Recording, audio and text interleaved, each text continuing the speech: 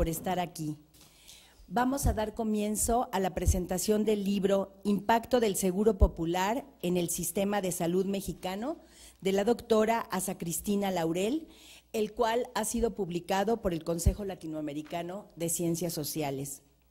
Para ello, contamos con la presencia de los doctores Rafael González Guzmán, Carolina Tetelboim Anrión, Luis Durán Arenas, y también está con nosotros la autora, la doctora Asa Cristina Laurel. La doctora Laurel no necesita presentación, pero de todos modos, sobre todo para los estudiantes más jóvenes, vamos a hacer una semblanza de ella. Bueno, Asa Cristina Laurel es una mexicana que Suecia nos mandó hace ya un poco más de 40 años. Ella es médica cirujana por la Universidad de Lund, maestra en salud pública con especialidad en epidemiología por la Universidad de Berkeley, California, en Estados Unidos, y doctora en sociología por la Facultad de Ciencias Políticas y Sociales de la UNAM. Como docente, ha laborado en esta Facultad de Medicina y en la Facultad de Ciencias Políticas y Sociales de esta universidad, donde creó la Cátedra de Sociología Médica. En 1976 fue invitada a participar en la Maestría de Medicina Social de la Universidad Autónoma Metropolitana Xochimilco, a la de que dedicó mucho tiempo de su vida. Coordinó, como seguramente todos saben, este ha sido un centro formador académico de posgrado y de investigación en medicina social, por el cual han pasado personas hoy muy destacadas de toda América Latina, y donde ella fue profesora e investigadora titular C. Y la doctora Laurel ha sido invitada a impartir cursos en universidades de prácticamente todos los países de América Latina. Como investigadora se ha ocupado, entre otros temas, de salud e enfermedad como proceso social, el proceso de trabajo y salud y diferentes aspectos de la seguridad social. Ha publicado medio centenar de artículos y casi una docena de libros. La salud en la fábrica, el desgaste obrero, la reforma contra la salud y la seguridad social son algunos de ellos. Su última obra es Impacto del Seguro Popular en el Sistema de Salud Mexicano, que hoy nos reúne. Como resultado de su labor de docencia, investigación y difusión, Asa Cristina Laurel ha recibido diversas distinciones.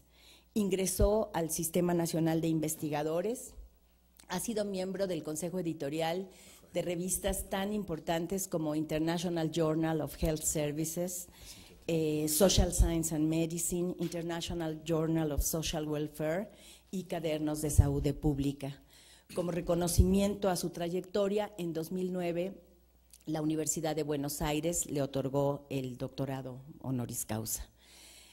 Asa Cristina Laurel tuvo la oportunidad de poner en práctica las cosas sobre las que había enseñado e investigado cuando fue secretaria de Salud del Gobierno de la Ciudad de México, al lado del licenciado Andrés Manuel López Obrador. Dos de los logros más significativos de su gestión, que todos ustedes conocen, fueron la pensión alimentaria para adultos mayores, que alcanzó cobertura universal en 2002, y el programa de servicios médicos y medicamentos gratuitos para los residentes del Distrito Federal que carecen de seguridad social laboral. Ambos han sido elevados a la categoría de ley y por ello han contribuido a hacer efectivo el derecho a la salud que está consagrado en la Constitución. La doctora ha asesorado a ministerios de salud también de muchos países de América Latina. Desde que ella estudiaba medicina en Suecia, luchó contra la guerra de Vietnam y luego al lado del movimiento afroamericano contra la discriminación racial. Participó en la dirección de la revista Punto Crítico, la que también dirigió, y fue una de las fundadoras de Mujeres en Acción Solidaria, conocida como MAS. Después enfocó su lucha a todo lo relacionado con la salud y ha sido una de las voces más críticas acerca del Seguro Popular. Es un placer para mí poderles presentar a Asa Cristina Laurel, activista incansable, funcionaria comprometida, investigadora brillante, difusora generosa de su saber, maestra necesaria, indispensable.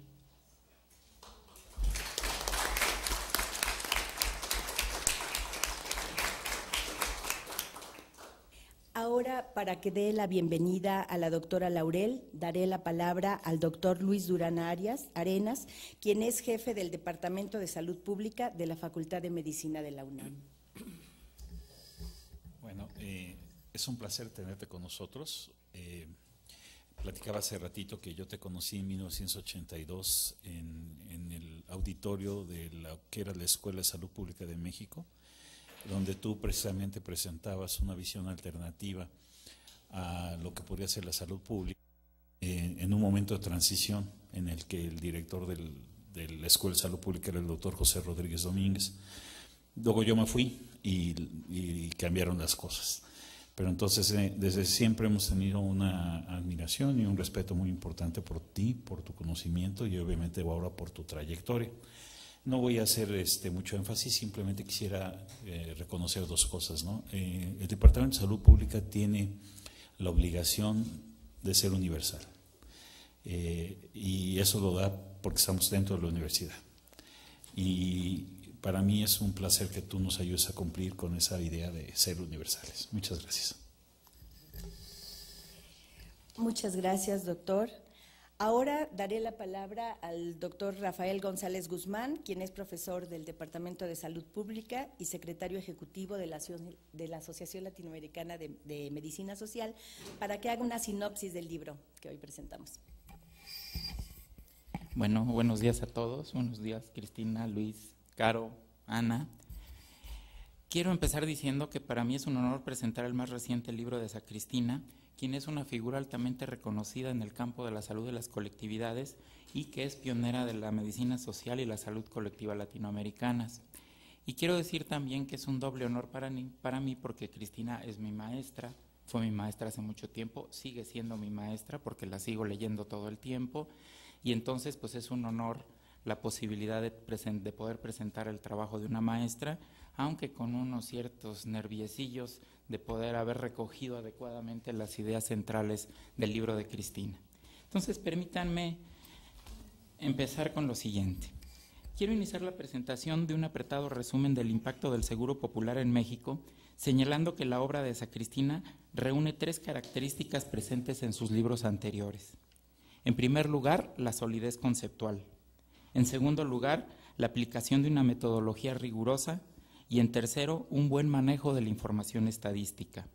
El resultado del libro que hoy presentamos es un análisis profundo y bien fundamentado sobre los alcances y los límites del Sistema Nacional de Protección Social en Salud, en adelante por ahorrar espacio Seguro Popular, y de su ubicación dentro del proceso de reforma del sistema de salud en México. Expondré a continuación algunos de los elementos que considero centrales en el libro que presentamos. El libro inicia con una revisión del estado de conocimiento en torno a dos temáticas. La primera examina el vínculo de los determinantes sociales, la pobreza y la salud, con las reformas sociales del Estado en las últimas 2 décadas. La revisión de este tema es necesaria para ubicar y comprender las reformas en salud, en especial el llamado aseguramiento universal. El segundo tema de la revisión es el sistema de salud mexicano y sus reformas, dentro de las cuales se ubica el Seguro Popular. En cuanto a la primera temática, la autora hace un resumen de los desarrollos sobre las relaciones entre las condiciones de vida y de trabajo y la salud. Examina primero los aportes de la medicina social latinoamericana, luego pasa a los planteamientos de la epidemiología social europea que defienden la necesidad de una redistribución de la riqueza y el poder, y finalmente presenta un resumen de las ideas expuestas por la Comisión de Macroeconomía y Salud de la Organización Mundial de la Salud, en las que se establecen las finalidades y los postulados de las políticas neoliberales de combate a la pobreza que fundamentan la llamada nueva filantropía y la focalización que caracterizarán sus programas sociales y de salud y que son la base sobre la que se desarrolla la llamada reforma social del Estado. Retomando a Ofe, un autor que creo que todos debemos de leer, un autor muy importante, retomando a Ofe, el autor establece que la reforma se desarrolla en medio de una contradicción entre, por un lado, liberar espacios a las fuerzas del mercado para la acumulación de riquezas, y agrego yo aquí, y de pobrezas también, y del otro, lograr la legitimación del orden social y del papel social del Estado. El proceso de reforma social del Estado evoluciona en 2 fases, cada una con su correlato en las reformas de salud. En la primera fase, conocida como de ajuste y cambio estructural, se da el paso de un Estado social incompleto a un Estado mínimo que abandona las políticas de empleo y de ingreso y que deja todo al libre juego de las fuerzas del mercado y cuyas únicas funciones sociales se reducen a apoyar a quienes fracasen en insertarse en el mercado. En esta fase, las instituciones públicas sociales y de salud construidas en Latinoamérica, aún sea de manera incompleta, son debilitadas por políticas de ahorcamiento. Su debilitamiento será usado luego como justificación para el impulso de la reforma. En esta fase se fortalece el discurso antiestatista, se debilita el tejido de instituciones públicas construidas a lo largo de los años y se legitime el autodebilitamiento del Estado. Pero a la vez, como producto del ajuste, se da un alarmante crecimiento de la pobreza y la desigualdad y por tanto del descontento y las luchas sociales que conducen al Banco Mundial a plantear una segunda fase de la reforma. En la segunda fase se mantiene el mercado y la acumulación como principios organizadores y se impulsa la llamada modernización del Estado, enfatizando los aspectos de regulación y de gobernabilidad para lograr un Estado que sea más eficiente y eficaz, que trabaje alrededor de resultados, que tenga orientación empresarial e incremente la cohesión social. En el campo de las políticas sociales, se pasa de la idea de pobreza a la de vulnerabilidad para la gerencia social del riesgo, pero sin afectar al mercado como principio organizador. De lo social solo se verá la llamada trampa de la pobreza y el capital humano. Con base en estas dos fases de la reforma social del Estado, Asa Cristina expone 2 fases de las reformas hegemónicas en salud. La primera fase se inaugura con el documento Invertir en Salud de 1993 del Banco Mundial. Tiene como característica central el retiro progresivo del Estado de la provisión de servicios buscando trasladarlos al mercado y el apoyo estatal a los muy pobres con paquetes de servicios mínimos. Pero en el fondo de esta agenda aparente de los paquetes mínimos hay mucho más. Está la separación de las funciones de regulación, administración de fondos, compra de servicios y prestación de estos en la perspectiva de que el Estado se centrará solo en la regulación y los agentes privados irán tomando las demás funciones. La segunda fase surge como respuesta a un acceso muy restringido a los servicios de salud y a la falta de una demanda de servicios respaldada por fondos de salud que pueda ser atendida por los nuevos agentes privados. La forma central que toma esta segunda fase es el aseguramiento. Bajo esta forma, es posible construir fondos de salud disponibles para el mercado, accesibles a los grupos financieros. Para ello, habrá que liberar fondos de los seguros sociales laborales y, adicionalmente, destinar fondos públicos para financiar seguros subsidiados para los pobres. Según el Banco Mundial, se deberá establecer un piso básico de prestaciones, así como la inclusión de pagos hechos por las personas que aumenten la cantidad de prestaciones. La fórmula del aseguramiento universal, además, intentará dar un halo de legitimidad a la desgastada ideología neoliberal en toda América Latina. En esta parte, la autora nos presenta un resumen de las experiencias de Chile y de Colombia, que no voy a exponer aquí, les recomiendo que las lean en el libro.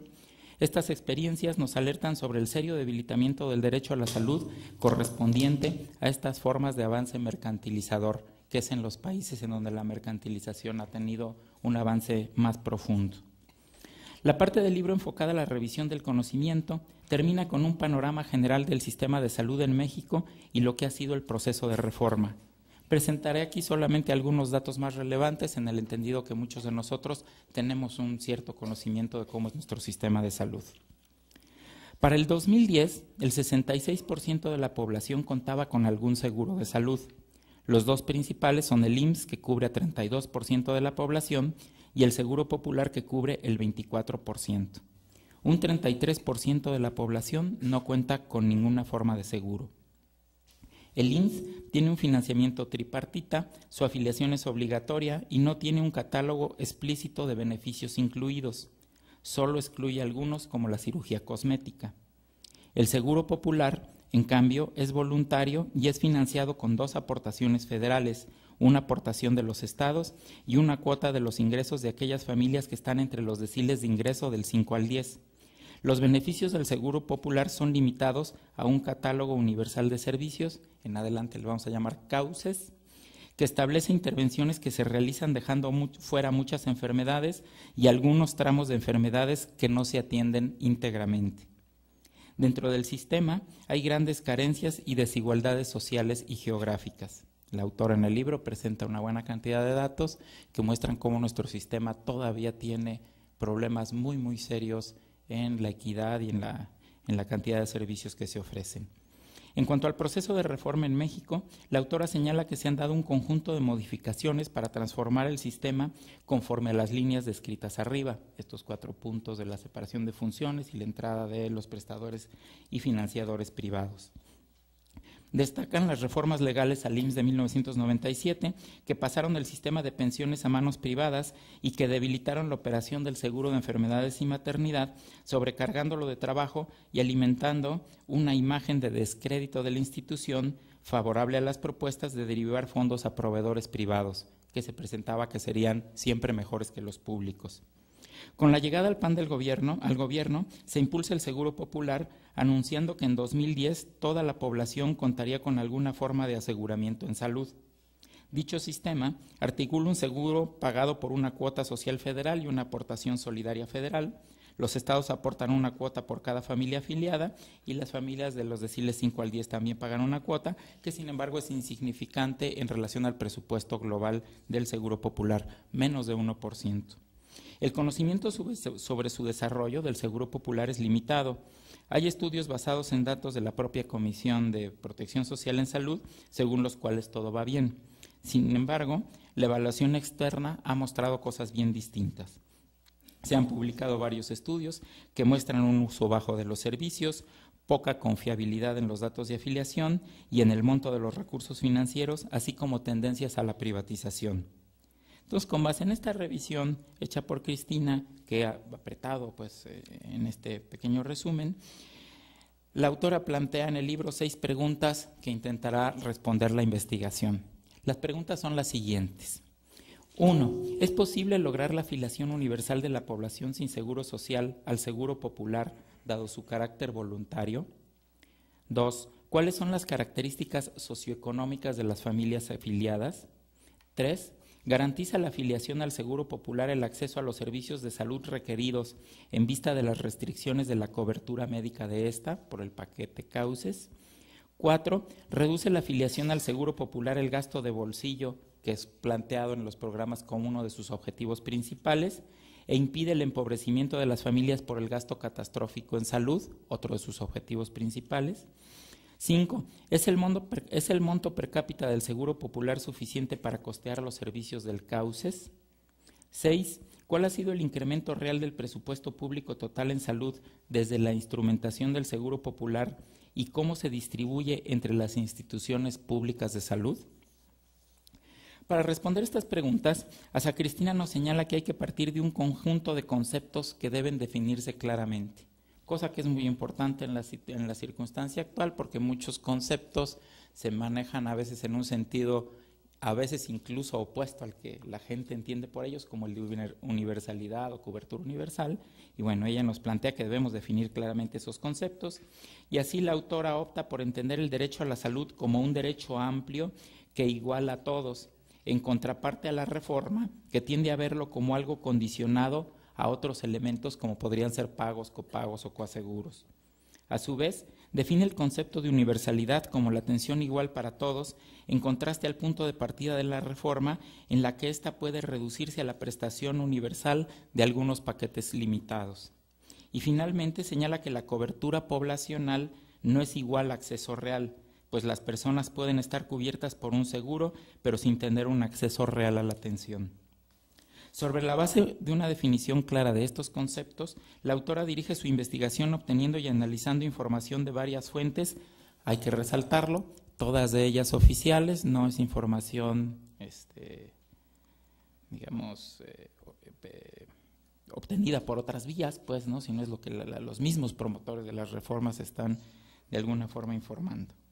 Ella usa la Encuesta Nacional de Ingresos y Gastos de los Hogares del año 2000, el estudio del Coneval de 2010, sí, de 2010, el estudio del Coneval de 2011, sí, ya volé 10 años, ¿no? Sí, del 2010, bastante más reciente, el estudio del Coneval de 2011, que toma datos de la encuesta de gastos de los hogares, y registros administrativos de instituciones públicas de salud y de otras dependencias estatales, de las cuales algunas fueron obtenidas por el IFAI. En el libro, Cristina nos comenta que alguna información solicitada a través del IFAI tampoco le fue proporcionada, cosa que sucede frecuentemente en este país. Entonces, bueno, los resultados del trabajo se presentan en cerca de 70 páginas agrupadas en 5 secciones, de las que presentaré solo algunos de los resultados. Aquí sí los mando a leer el libro, tienen una cantidad muy importante de análisis estadísticos, una cantidad muy grande de datos que tienen que ser digeridos, además son presentados de tal manera que resultan encantadores, los lee uno muy rico, va descubriendo uno muchas cosas a través de la información que ella nos va presentando, y solo les voy a presentar aquí algunos flashazos de todas esas 70 páginas. No se me espanten que les voy a llenar de números porque sería imposible, ¿no? Entonces, bueno, existe una gran diferencia entre los datos de afiliación al Seguro Popular de la Secretaría de Salud en relación a los del censo de 2010 y a la encuesta nacional de gastos de los hogares. Mientras que la primera, la Secretaría de Salud, reporta un aseguramiento de 43 millones de personas, la encuesta encuentra que solo 31 millones están en el Seguro Popular, de forma que 33.8% de la población no tiene ninguna forma de aseguramiento. El gobierno federal está interesado en difundir que se ha llegado a la cobertura universal y los estatales en aumentar sus ingresos reportando afiliación de más personas.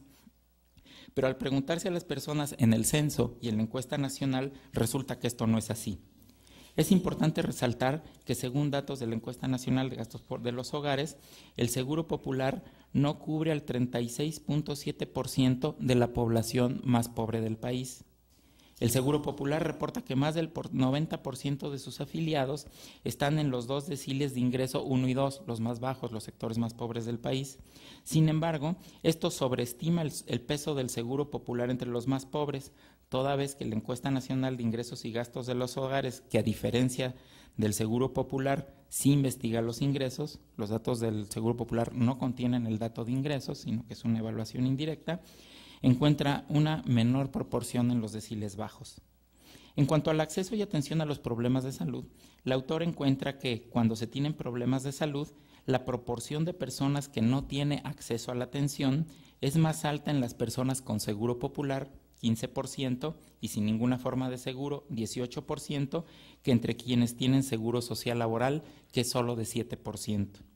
Las principales razones expuestas para esto son la barrera económica. Razones expuestas por las personas son la barrera económica, 43%, explicable por no incluirse costos de traslado o acciones no contempladas en el CAUCES, y la barrera institucional con un 74%. Suman más de 100, pero las personas podían responder varias opciones. Explicable por problemas geográficos y también por mala atención. En la seguridad social, la razón económica es solo de 13% y lo institucional el 64%, tal vez por los largos tiempos de espera que privan en la seguridad social. Uno de los objetivos explícitos del Seguro Popular es proteger a las familias de los gastos de bolsillo. Se ha publicitado muchísimo esto como un elemento central. Digamos, es el centro del halo legitimador del que se hablaba antes. El libro compara esto entre la población con seguros popular, la de la seguridad social laboral y las personas sin aseguramiento. Resalta que las personas de la seguridad laboral tienen el menor gasto de bolsillo en proporción a sus ingresos, 2.4% de su ingreso, seguidas de las personas con seguro popular, 2.5% de su ingreso, y al final las que no tienen aseguramiento, 3.1% de su ingreso. Cabe resaltar que en el caso de los afiliados al Seguro Popular, 77% de su gasto de bolsillo es en consulta, lo que muestra que en realidad el CAUCES no cubre el 100% de las consultas del primer nivel de atención, como se dice. Del gasto de bolsillo, el autor encuentra 2 datos importantes. Los usuarios de la seguridad social laboral, en términos absolutos en cantidad de dinero, son quienes mayor gasto de bolsillo en salud hacen. Y además muestra que los 4 deciles de ingreso más alto, la población que tiene más dinero en el país, concentra el 58% del gasto de bolsillo en salud. De esto la autora concluye que las personas con seguridad social laboral y las personas de los deciles más altos de ingreso tienen recursos para compensar las muy amplias fallas en el proceso de atención a la salud, a diferencia de los más pobres con seguro social, que aunque en términos relativos a su ingreso gastan más, en términos absolutos tienen menor capacidad para pagarlo y enfrentar estas fallas propias del sistema de salud. Un dato muy importante arrojado en el estudio y nunca difundido oficialmente, que por cierto Cristina ya lo había publicado en un trabajo anterior, es que el gasto por persona en el seguro popular es menor que lo que la persona gasta de su bolsillo en salud. Por cada peso en salud que gasta una persona afiliada de su bolsillo, una persona afiliada al Seguro Social, al Seguro Popular de su bolsillo, este último gasta solo 83 centavos. En el caso de la Seguridad Social es a la inversa. Por cada peso de bolsillo que gastan los derechohabientes, la institución gasta 1.35 pesos. De hecho, la protección financiera tan publicitada no ha mejorado gran cosa, toda vez que la proporción de gasto en salud privado y público en México prácticamente no se ha modificado en el periodo que se está analizando. En cuanto a la cobertura y servicios del Seguro Popular, la autora hace una revisión del CAUCES. Se señala que se trata de 275 acciones, no padecimientos, acciones, calculadas con base en análisis de costo-beneficio. Según Coneval, el Seguro Popular cubre solo el 11% de los padecimientos que cubre el IMSS. La autora encuentra que la cantidad de consultas, urgencias atendidas y hospitalizaciones es considerablemente más baja entre las personas con Seguro Popular que en el IMSS o que en el ISSSTE, e incluso por personas que van sin Seguro Popular a servicios de la Secretaría de Salud, lo que cuestiona qué tanto el Seguro Popular ha aumentado el acceso a los servicios. Al analizar los motivos de hospitalización, se encuentra que la mayoría en el Seguro Popular se debe a causas relativas al embarazo y el parto, y que en el restante se incluyen enfermedades incluso no cubiertas en el catálogo, con una inconsistencia en la estadística. En el IMSS, el peso de las causas maternas es mucho menor, 25 contra 58% en el Seguro Popular, mientras que se incluyen con mayor frecuencia otros problemas del adulto no contemplados en el Seguro Popular. En cuanto a los gastos catastróficos, se señala que hay problemas burocráticos en la validación necesaria para liberar recursos de pago en más de 10% de los casos, y que hay una gran diferencia en la tasa de casos validados y pagados entre estados, que va más allá, mucho más allá, diría yo, de las variaciones en la incidencia, y que puede resultar de problemas de acceso y de diagnóstico. Por ejemplo, en uno de los cuadros que nos presenta Cristina, el DF tiene una tasa de casos validados por cáncer cervicouterino de 131.5 para el Distrito Federal, mientras que en Chiapas esa tasa es de 5. Esto no es atribuible a la incidencia, es atribuible a problemas muy serios en el acceso a los servicios. Estos y otros datos muestran que existen aún grandes barreras geográficas y económicas para el acceso a tratamiento de problemas con gastos catastróficos. En la cuarta sección de resultados se analiza el financiamiento. De las 3 fuentes públicas de aportes al Seguro Popular, la determinante es la cuota social, dado que las otras aportaciones se definen como múltiplos de esta. La autora señala que la cuota social tuvo un cambio en su cálculo de familia, se calculaba con base familia, a calcularse con base a personas aseguradas, cosa que se tradujo en un recorte de 27% de la misma y por ende de las otras aportaciones. Además de que de manera no explicada, de junio a diciembre de 2010, el número de personas por familia se redujo por la Comisión Nacional de Protección Social en Salud, bajando aún más los recursos. Por otro lado, la autora encuentra que se hicieron transferencias por la aportación solidaria federal menores a las legales. Se dejaron así de transferir de manera ilegal 13.873 millones de pesos, que es una baja considerable, equivalente a 27.2%.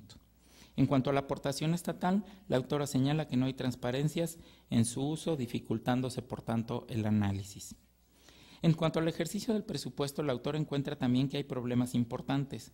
Una parte del presupuesto para el Seguro Popular debe ir al Fondo de Previsión Presupuestal y al Fondo de Gastos Catastróficos. Esta transferencia legalmente debe ser del 11%, pero ha sido entre el 18 y el 24%, mermando considerablemente ese aporte. Como estas transferencias se registran como presupuesto ejercido, una parte del presupuesto que se ejerció derivándolo a otros fondos, no se reportan como una forma de subejercicio. Adicionalmente, el autor encuentra que el gasto ejercido en medicamentos está considerablemente por debajo de lo establecido, lo que explicaría por qué los afiliados destinan una parte importante de su gasto de bolsillo a la compra de medicamentos. El libro expone cómo el Fideicomiso de Protección Social en Salud tiene un saldo neto creciente de recursos, que agrupaba los dos fondos que les dije antes, un saldo creciente de recursos de 31,000 millones de pesos que le han sido transferidos por los aportes antes citados y no han sido ejercidos, a pesar de que no esté obligado a mantenerlos como una reserva actuarial, porque el Seguro Popular tiene base anual, entonces necesita una gran reserva actuarial. Así, se cuenta con recursos para ampliar la aún deficiente infraestructura y para ampliar el fondo de gastos catastróficos a más padecimientos, pero dicho presupuesto no se usa, cosa que fue observada por la Auditoría Superior de la Federación. Se dice que una ventaja del aseguramiento es que las personas conocen qué atenciones pueden exigir, pero como vimos con los datos de la encuesta nacional y del censo y los datos de la Secretaría de Salud, un sector importante no conoce siquiera que cuenta con seguro popular. Y en relación al financiamiento, la autora proporciona elementos que muestran que el financiamiento de las acciones del CAUCES resulta insuficiente. O sea, el costeo que se hace de esas acciones y el financiamiento real no corresponden. Hay menos dinero para cubrir las acciones que se dice se tienen que cubrir, que ya de por sí resultan limitadas. Así, a pesar de la renuencia de las autoridades a brindar información pormenorizada, puede establecerse que hay un subfinanciamiento de las acciones de un 14%, cosa señalada también por los análisis de la Auditoría Superior de la Federación, a los cuales se les respondió con un escenario normativo en donde sí correspondían las cosas, pero un escenario normativo no dice cómo realmente ocurren las cosas, sino cómo deberían ocurrir, y cómo ocurrían en realidad parece ser como señala a Sacristina y la Auditoría Superior de la Federación. Al analizar el financiamiento popular dentro del conjunto del sistema de salud, la autora nos muestra el crecimiento del presupuesto, que el crecimiento del presupuesto en salud ha sido mucho más grande para el Seguro Popular que para el IMSS, mismo que ha perdido considerablemente recursos en la pugna distributiva entre ambos. La situación financiera del IMSS desde la reforma de 1997 se ha agravado con las reformas que se le han impuesto, de forma que el escaso crecimiento de los recursos ha sido insuficiente para el aumento en la población que atiende, deteriorándose la calidad de la atención. Se proporcionan indicadores de deterioro progresivo del IMSS. Dentro de la misma Secretaría de Salud, el Seguro Popular ha concentrado el crecimiento de recursos, dejando de lado otros aspectos importantísimos como el gasto en vigilancia epidemiológica, las acciones de salud pública o el fortalecimiento de la infraestructura del tercer nivel de atención. Entonces, considerando todo lo anterior, la autora plantea diversos elementos sobre lo que podía ser la nueva dinámica del sistema de salud en México. Se señala que el pluralismo estructurado, del que nos referimos al principio, dirigido a separar funciones y con ello permitir la entrada del mercado y los capitales a los grandes recursos destinados a la salud, se inició con las reformas del IMSS que preparaban el terreno de la entrada a del sector privado. Sin embargo, el avance en fue muy escaso. Poco se privatizó en el IMSS en mucho tiempo, aunque había muchas medidas legales que lo facilitaban e incluso créditos del Banco Mundial para que esto ocurriera así, pero hubo resistencias. Y entonces el Seguro Popular se suma al esquema como una palanca externa para la presión sobre el IMSS. Las reformas a este último lo han colocado en una situación difícil que ahora es usada para generar una visión catastrofista de una amenaza con su quiebra, y que se manifiesta también en los malos servicios. Nada se dice, por cierto, respecto a que los problemas de atención en el Seguro Popular son peores que los problemas de salud en el IMSS. Se busca presionar para que se acepte una reforma a fondo del IMSS que lo alinee con la estrategia de pluralismo estructurado. Para ello, ahora desde el IMSS se habla de una reforma que le permita formar parte de un sistema integrado de salud con 3 componentes: la portabilidad del seguro, la convergencia de los servicios y la formación de un mercado médico. Entiendo, son citas textuales del discurso oficial de personas del IMSS. En los 3 componentes se incluye la participación del sector privado. No se trataría de un sistema de salud único, sino más bien de establecer seguros con prestaciones limitadas que compren la atención a diversos prestadores de servicios. Para esto recomiendo también leer la parte del libro referente a las experiencias de Chile y de Colombia para ver los efectos que ha tenido un modelo de este tipo cuando se le ha implementado, cuando se le ha impuesto, digamos, en toda la línea, ¿no? Los actores institucionales de la reforma, el PRI, el PAN, Funsalud y organismos empresariales, ahora hablan de una reforma de segunda generación del Seguro Popular. En esta, las cuotas a la seguridad social serán sustituidas por un impuesto dirigido a formar un fondo de aseguramiento administrado por aseguradoras-compradoras de servicios. Este fondo e intermediarias financieras pagarían a prestadores públicos o privados los recursos por atención basados en paquetes de acción limitados como los del Seguro Popular, lo que significaría una reducción de beneficios en relación a la seguridad social laboral. Esto se complementaría con copagos y pagos por ampliación de los seguros, como ya ocurre en Colombia y en Chile. Se apuesta que los privados podrían ampliar la prestación de servicios, pero esto resulta muy discutible, ya que por definición buscan el lucro y eso genera desviaciones serias hacia no expandirse con infraestructura y servicios a las regiones más pobres donde más se les necesita, pero que no son atractivas para la ganancia. La desigualdad social y geográfica, dice, creo que con mucha justicia Cristina, solo pueden enfrentarse con base en una lógica social distinta, no con base en la lógica de la ganancia.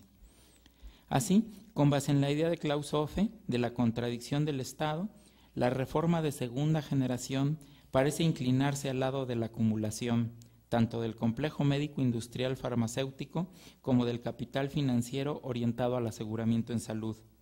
Además, como muestra el caso de Colombia, en la competencia se favorecerá más a los prestadores de servicios privados que, entre otras muchas cosas, contratan en condiciones precarias al personal de salud y siguen prácticas de rechazar a pacientes que estiman serán caros y que en el caso colombiano ha dado origen a cientos de miles de tutelas, pues dicen allá amparos, sería el término de acá, cientos de miles de amparos en contra de este tipo de prácticas de las empresas.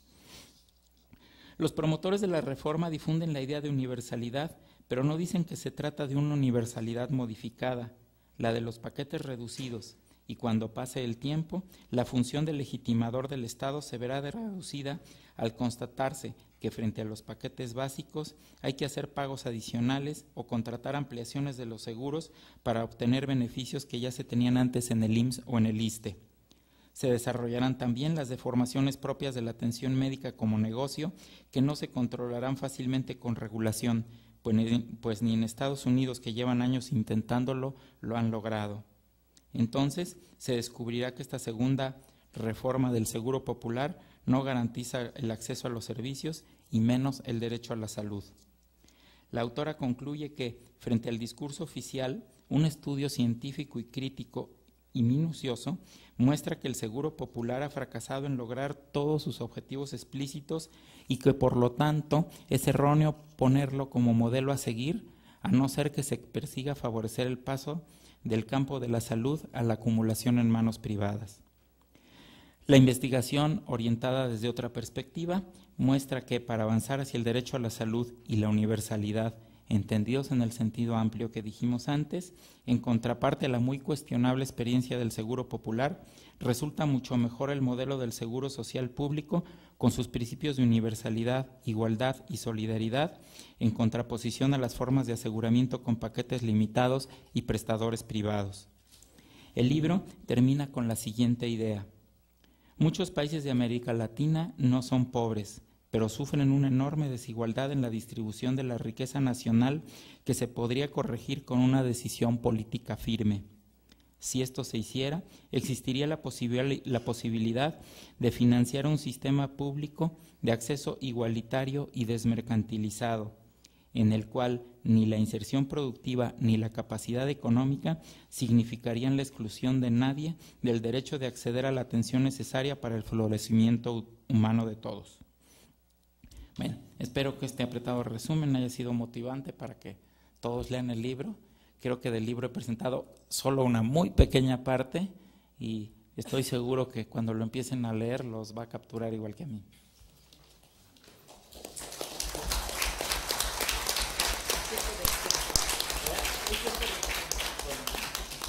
Bueno, pues muchas gracias al doctor González Guzmán por su apretado resumen. Y ahora toca el turno a la doctora Carolina Tettelboim-Andrión, profesora investigadora de la Universidad Autónoma Metropolitana Xochimilco, quien hará un comentario sobre el libro Impacto del Seguro Popular. Muchas gracias, muy buenos días. Quiero iniciar saludando en primer lugar a Cristina Laurel y a sus colaboradores, Eduardo Cepeda y Joel Herrera, que participaron en la elaboración de este libro, Impacto del Seguro Popular en el Sistema de Salud Mexicano, y también la invitación de la UNAM y a Luis Durán, y a través de él a esta gran universidad por la invitación. Quiero empezar diciendo que lo que parecía indescifrable de las políticas neoliberales en salud y que hoy son mucho más evidentes para muchos, fue objeto de estudio desde los inicios de la aplicación y de su formulación sistemática desde los 80s y 90s, y donde el concurso de la autora que nos convoca, Asa Cristina Laurel, fue indispensable para la elaboración de un itinerario de trabajo desde la maestría en Medicina Social de la UAM en México, uno de los pocos espacios donde se conjugaba la investigación desde la perspectiva teórica de la medicina social, la determinación social, es decir, la participación de la salud en la trama general de reestructuración capitalista, y aunada con la formación en el posgrado y su complemento de extensión en los cursos monográficos de medicina social. Todo ello generó una cauda de masa y pensamiento crítico y de orientación política para la acción sobre dichos procesos, siempre insuficiente y a contracorriente en la región. En tal sentido, es antecedente clave en esa dirección la producción de Laurel, su aporte teórico siempre apegado a los datos de lo estudiado. Se dirigió primero a la relación entre salud y sociedad. Más tarde se aproximó a dibujar también conceptualmente la tradición de lo que sería la epidemiología crítica latinoamericana y más tarde a los procesos de salud, de trabajo y salud de los trabajadores, para finalizar en dirigir sus esfuerzos a la comprensión de los problemas fundamentales de este tiempo, la naturaleza de la transformación de los sistemas de salud bajo los procesos neoliberales en curso. En tal sentido, son antecedentes indispensables de esta búsqueda haber dirigido diversos libros propios y colectivos, entre ellos, comillas, el Estado y las políticas sociales en el neoliberalismo en el año 92, o el análisis crítico del informe Invertir en Salud de 93 durante ese mismo año, ambas publicaciones de la Fundación Ebert, entre las únicas prácticamente, además de algunas pocas universitarias, que apostaban por este tipo de trabajos y perspectivas, seguido posteriormente por un fructífero periodo de interpretación del posible sentido de la formulación e implementación de estas políticas,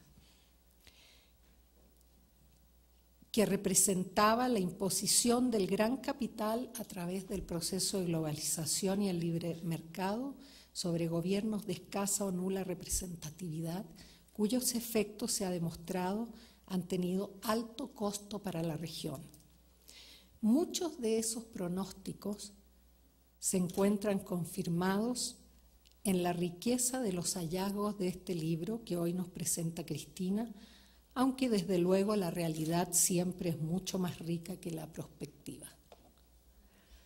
También quiero decir que el documento que hoy nos convoca bajo este título es resultado de una extensa investigación que contó con el auspicio del Consejo Latinoamericano de Ciencias Sociales, CLACSO, organismo que desde hace 40 años también trabaja en la recuperación de la tradición crítica del pensamiento social de América Latina a favor de la defensa y profundización de los derechos sociales desdibujados a partir de los golpes de Estado de los 70s y de la imposición neoliberal.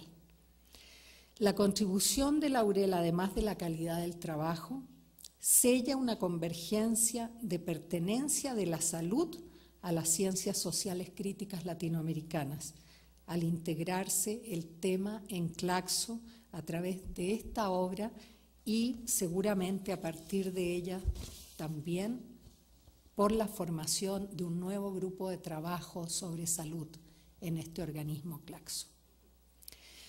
¿Cuáles son los principales aportes de la obra de Laurel?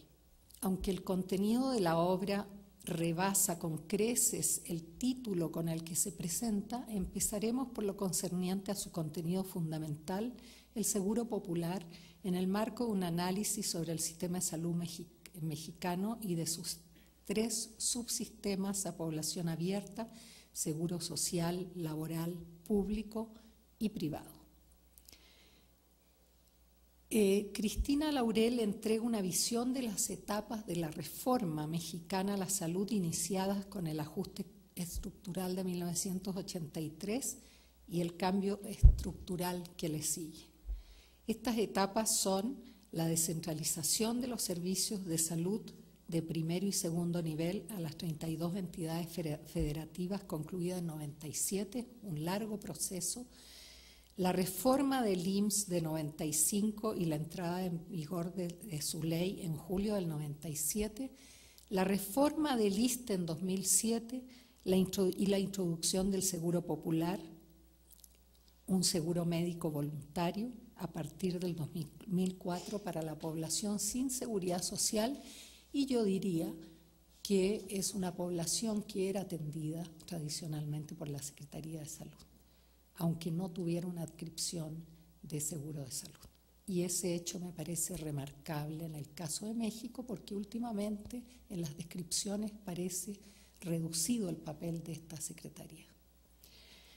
De manera explícita, su objetivo fue analizar el seguro popular mexicano, caso particular de la política de aseguramiento universal en salud promovida en toda América Latina, pero que tiene consecuencias ambiguas y contradictorias. De manera particular, pretende saber si cumple el objetivo de dar cobertura universal en el lapso previsto, garantizar el acceso oportuno a los servicios requeridos, disminuir el gasto de bolsillo a sus afiliados y si tiene financiamiento suficiente, considerando que se trata de una política voluntaria y dirigida a la población sin seguro social, que además no se trataba de que no tuviera atención o una institución para cubrirla, sino que le correspondía la función específica del Estado mexicano a través de su institución, la Secretaría de Salud, en su forma centralizada o descentralizada en los sistemas estatales de salud. A través de una aproximación teórico-metodológica rigurosa y claramente explicitada en sus 2 ámbitos, teórico y metodológico, y utilizando las fuentes de información disponibles públicas como la ENIC y los datos de la Comisión Nacional de Protección en Salud de 2010 y el censo, y la confrontación entre estas diversas fuentes oficiales, entre los hallazgos se encuentra que hay una disparidad entre lo que el seguro popular dice en sus definiciones legales y reglamentos y su real operación, por un lado, y por otro, tampoco se encuentra coincidencia entre lo que reportan estos datos oficiales y especialmente en relación al financiamiento y al acceso y a otros datos y lo que reporta la Secretaría de Salud. Entre sus contribuciones más importantes en torno al financiamiento y al acceso a la salud, que es lo que prioritariamente se observa, discute en primer lugar el concepto de cobertura respecto al de acceso, una cuestión fundamental para orientar el análisis sobre sistemas de salud en la actual disputa por los conceptos, aclarando que el primero consiste y coincide con la propuesta de universalidad en México y se refiere a la pertenencia formal de las personas a un sistema de aseguramiento, de un seguro público de seguridad social o privado. Un tema profundamente discutible y, por otro lado, el concepto de acceso a los sistemas de salud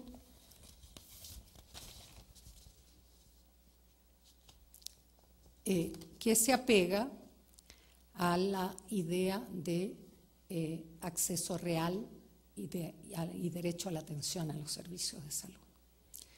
Aún así, apegándose a los términos de la misma propuesta en torno al criterio de aseguramiento, el trabajo revisa si alcanzó la universalidad y el trabajo concluye que el Sistema Nacional de Protección Social en Salud no da protección según el mandato constitucional de garantizar a todos los mexicanos dicha protección. Las dimensiones del aseguramiento en México, según los datos encontrados en la ENIG y de la Comisión Nacional de Protección Social en Salud de 2010, discrepan significativamente no solo en las tendencias indicadas en los discursos oficiales, sino especialmente en las cifras que reporta la Secretaría de Salud, que arroja incluso luz roja respecto del desempeño en el papel rector que se le ha abrogado. Los resultados obtenidos muestran que solo están asegurados por el Seguro Popular el 23% de la población, mientras que en cambio el 33% no tiene ningún seguro. O son atendibles por los servicios de salud estatales y los hospitales públicos de la Secretaría de Salud según el derecho de acceso histórico. Otro dato importante, que los seguros privados cubren solo al 2.8% de la población, un poco más de 3 millones de personas, aunque las aseguradoras reportan atender al 5.9% de la población. De los 2.8% asegurados por seguros privados, el 63% están concedidos por los empleadores. Es el caso, y quiero llamar la atención sobre esto, de las universidades públicas que desde hace años desestimularon el uso del ISSSTE proporcionando estos seguros a su personal. En síntesis, 74 millones de mexicanos tienen seguro de salud, para pensar desde la lógica del aseguramiento, de los cuales solo 26 millones y medio son afiliados al Seguro Popular, 43.700.000 pertenecen a la Seguridad Social y 36 millones no tienen ningún seguro. Adicionalmente, para completar la cifra de 111 millones de habitantes, hay otras atenciones, nos dice, de instituciones públicas o privadas que atienden al 1.8% de la población.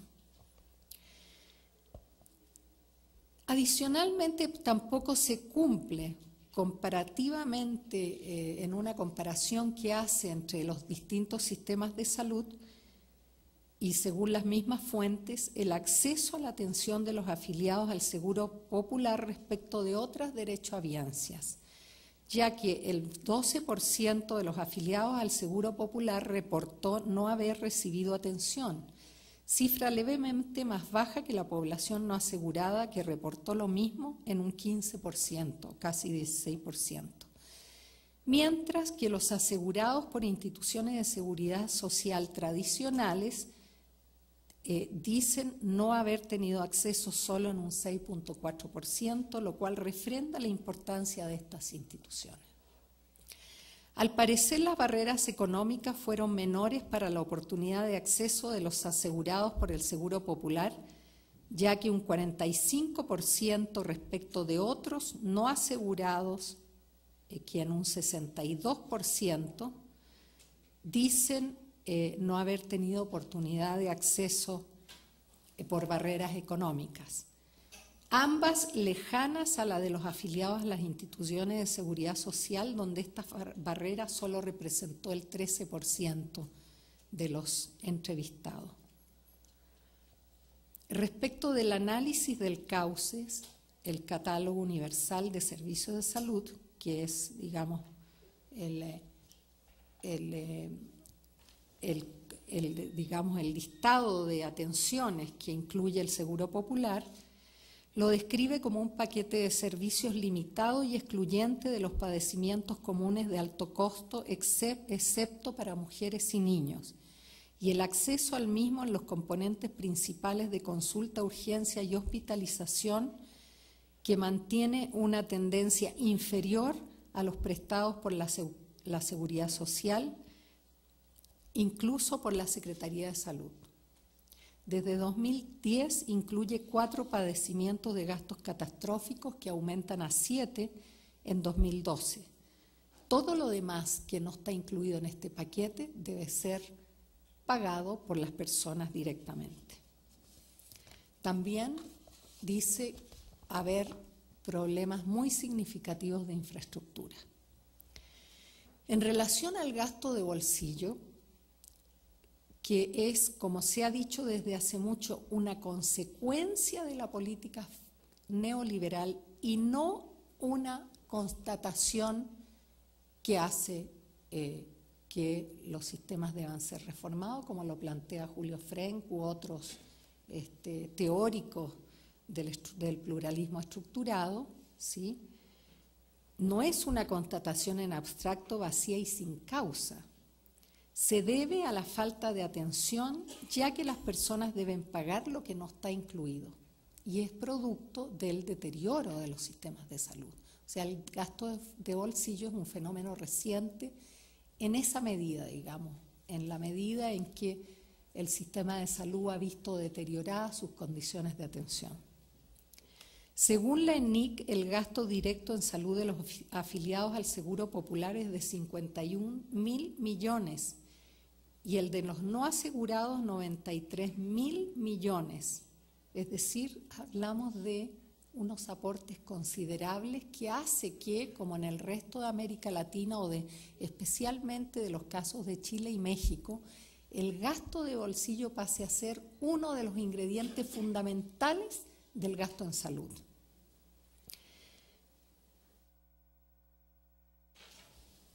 Especialmente,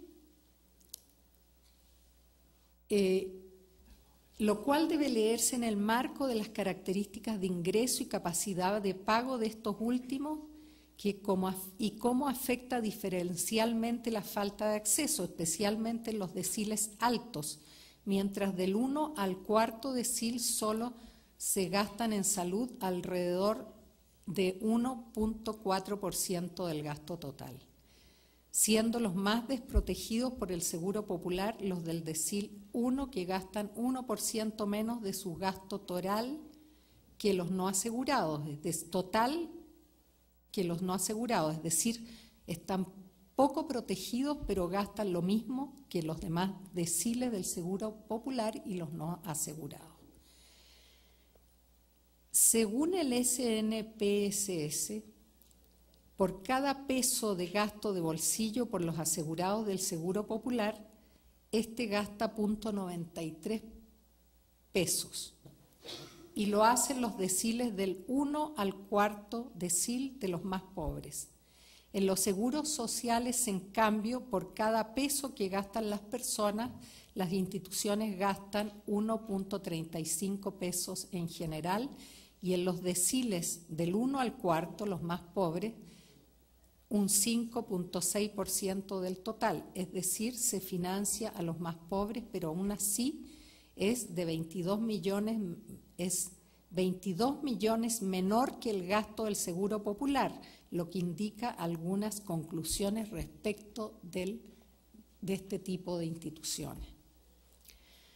Por otro lado, el estudio rescata los datos para indicar que el financiamiento del CAUCES es insuficiente y que las transferencias federales están 27% por debajo de lo legalmente establecido. Además, hay un subejercicio del presupuesto entre 2009 y 2011 por el recorte del presupuesto aprobado y la canalización de más recursos que los legalmente establecidos al Fideicomiso de Protección Social en Salud, que no gasta en enfermedades de gasto catastrófico ni en la ampliación de infraestructura en salud y que acumula un monto, tal como se dijo antes, de 31.000 millones de pesos cuyo uso se desconoce. El gasto público en salud, por otro lado, se incrementó solo en 0.36% del Producto Interno Bruto entre 2006 y 2011. Y lo que aporta el estudio es que no hay un cambio sustancial entre el gasto público y privado.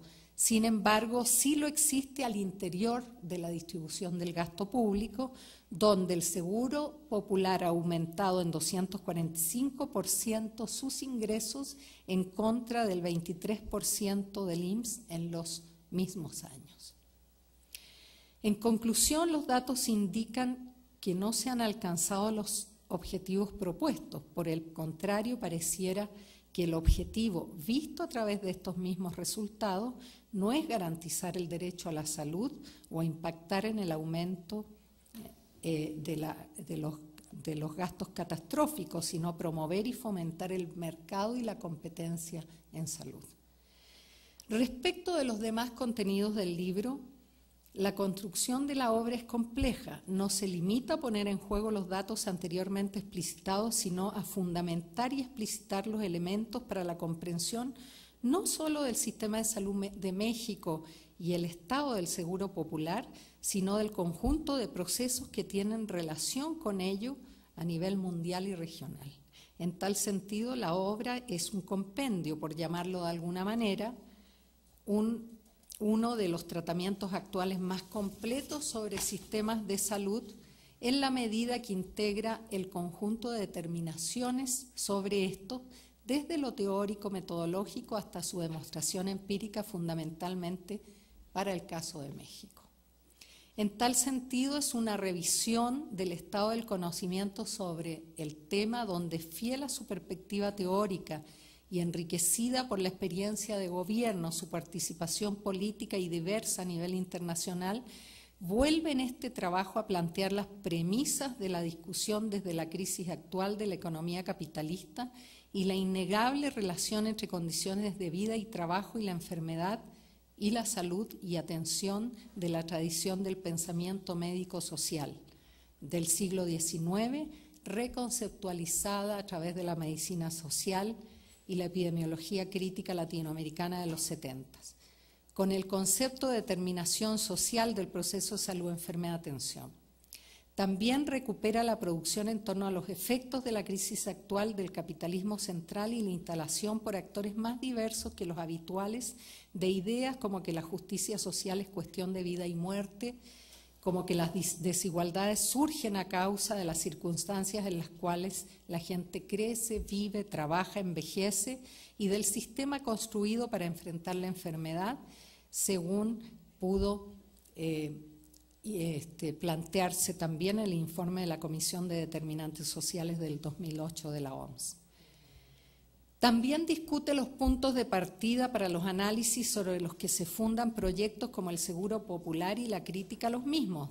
Desde su perspectiva, la propuesta de la relación Estado, reproducción capitalista, servicios de salud y derechos sociales la contrapone a la propuesta hegemónica en este periodo construida sobre la relación pobreza y salud, donde el combate a la pobreza genera una estrategia hoy reconocida por todos que se centra en la medición de la pobreza, ¿sí? Lo que algunos llaman la pobretología, ¿no? El conteo de pobres, y las enfermedades de la pobreza y el empobrecimiento causado por la enfermedad, una hipótesis parecida a la del gasto de bolsillo, es decir, donde la mala salud lleva a la pobreza, o sea, una concepción tautológica sobre el fenómeno, que se ocupa además de los países pobres de los países y que no obstante dice invertir en salud. A esta constelación Laurel la denomina la nueva economía de la salud positivista. el estudio estricto de los indicadores que a partir de una normatividad formal pero establecida por los recursos establece el estado de la vida de la población pobre a través de mediciones sobre su estado descontextualizados de su pertenencia a mundos con alta concentración de recursos, dispendio y futilidad, y que los lleva a ser sujetos únicos de la política social y de salud pública a través de acciones focales limitadas, pobres en sí mismas. De ahí que la autora dice que no existe una política social, en la medida que no existe una política para el conjunto de la sociedad. En esta línea explicativa hace un aporte también a la revisión antes de la reforma a la salud, de la reforma del Estado, mostrando el paso del Estado social a Estado mínimo, ambos capitalistas, durante la impronta, y se centra en la impronta neoliberal, definida por la autora como el nuevo arreglo institucional estatal que corresponde a la organización integral de la sociedad regida por la expansión global de la economía libre de mercado y destinada a reducir la acción estatal en distintos ámbitos para liberar las fuerzas del mercado sin que ello ponga en entredicho el nuevo orden social. Ahí también recupero a Offe, que lo trabaja Cristina, y Offe es un autor muy importante porque desde el inicio del neoliberalismo plantea que el límite de la acumulación es la vida, o sea, tiene directamente que ver con la salud. Es decir, la acumulación está permitida dentro de la lógica capitalista hasta que afecta no solo la legitimidad, digamos, o la gobernabilidad, sino que la propia vida. Ese es su límite. La reforma del Estado ha tenido dos fases. Una primera, sin políticas públicas de empleo y protección al ingreso, una reforma laboral que destruyó la contratación colectiva y que en México eso no lo logró, y es por eso que la estrategia de la reforma de la salud es por esta vía de modernizar cada institución y ver cómo podemos hacer para escamotear esta existencia todavía de los sindicatos. Una reforma laboral que está destinada a destruir la contratación colectiva, los sindicatos, y que impuso la flexibilización laboral. Eso sí, en México está actuando, pero de manera muy importante, que terciarizó los bienes y servicios también y promovió la producción y la administración privada. Esta pseudopolítica, nos dice, o política social mínima, fracasó, pero creó un discurso antiestatista y promercado. O sea, aquí el tema de la ideología es muy importante también, ¿no? O sea, cómo el neoliberalismo, a pesar de sus pruebas, errores, etcétera, va imponiendo unas lógicas de las concepciones sobre los procesos. También destruyó el tejido institucional público y también afectó a la seguridad social y redefinió lo que se entiende por política social.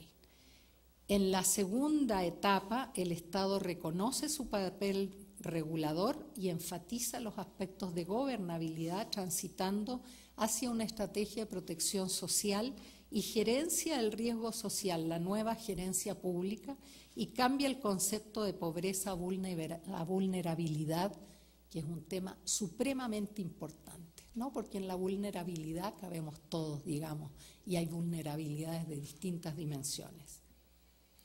En salud, la primera reforma a la salud cambió la racionalidad de los sistemas de salud, primero ligada al ajuste y al cambio estructural impuesto por el Fondo Monetario Internacional y sus préstamos condicionados.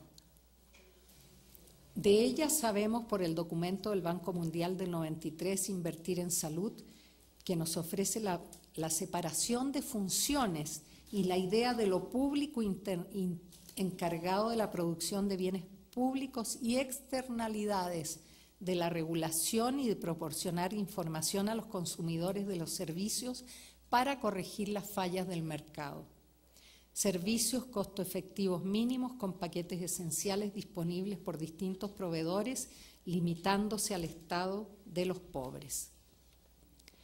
La segunda reforma de salud a partir de los límites de la primera, el aseguramiento universal, hoy día en boga, cuya trama conceptual está ligada al empadronamiento en torno a fondos de salud, como ocurre en las experiencias de Chile y Colombia, donde se puede recurrir a recursos fiscales o de la seguridad social para formar nuevos fondos privados sin riesgo alguno y contratar proveedores públicos y privados.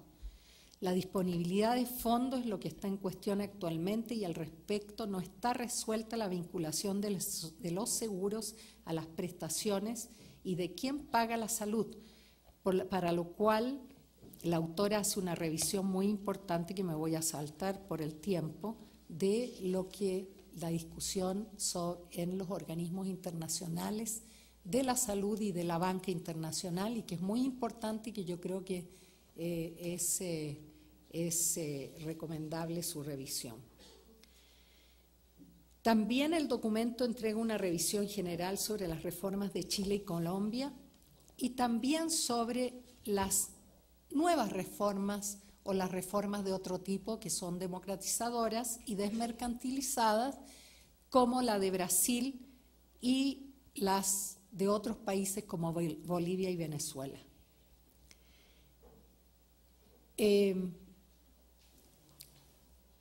un intento de síntesis final, yo diría que el libro permite entender sistemáticamente los procesos en curso en la región y sus antecedentes, desde lo central para rescatar, yo rescataría en síntesis los siguientes elementos. En primer lugar, el concepto de seguro, que como bien apunta la autora, tiene un sustrato teórico basado en la idea de mercado y no de derecho. Me parece que debe ser discutido frente a los resultados de los casos de México, objeto de este estudio. En segundo lugar, el papel de la separación de funciones, central en la transformación de lo público y la desintegración de sus objetivos, los objetivos de lo público.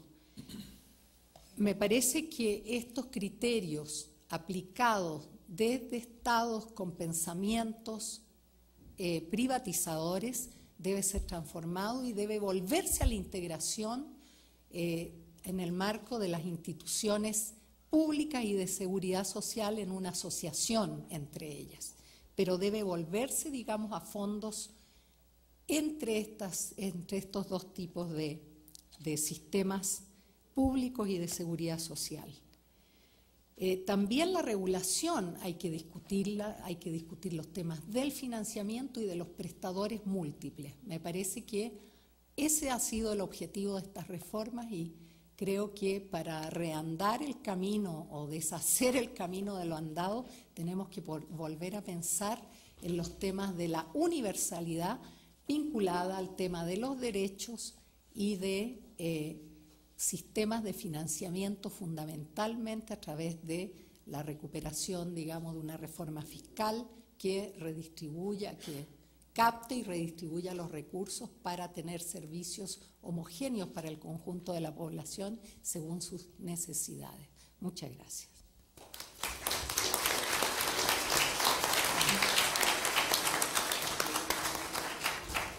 Muchas gracias a la doctora Tetelbón Enrión por su sustancioso comentario.